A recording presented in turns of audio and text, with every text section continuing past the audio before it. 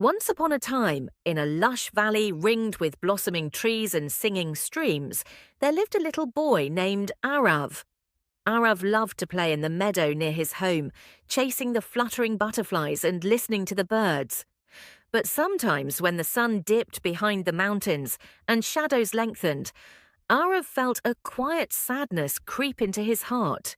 He felt alone, even though his home was filled with family and his village with friends. One day, while sitting under a great ancient tree, Arav noticed an old, gentle monk walking towards him. The monk had a kind smile and eyes that seemed to shine with a calm, steady light.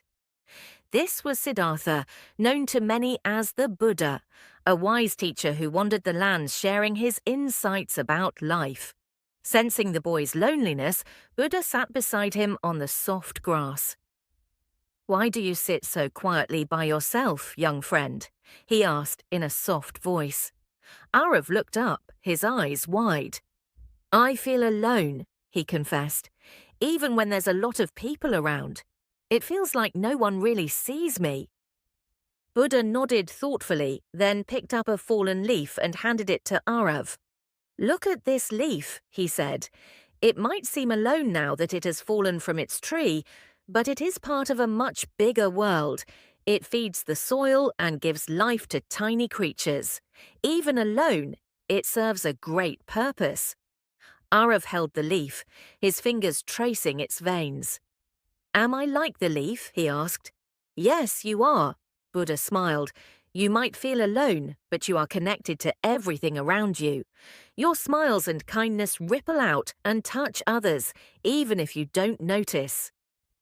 "But how do I stop feeling alone?" Arav inquired, looking earnestly into Buddha's eyes. "By realizing that you are never truly alone," Buddha explained. "Every tree, every butterfly, every stream, and every heart is part of you, just as you are part of them. When you feel lonely, remember the leaf. Talk to the trees, listen to the streams, and play with the wind. They are your great friends in the dance of life." Arav smiled, feeling a warmth spread through him. He looked around at the trees, the sky, and the distant mountains, and felt a new sense of belonging. "Thank you," he whispered to Buddha, who simply nodded, his eyes twinkling with kindness.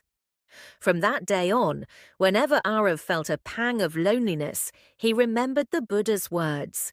He spoke to the trees and laughed with the wind, and little by little he realized that he was indeed never alone.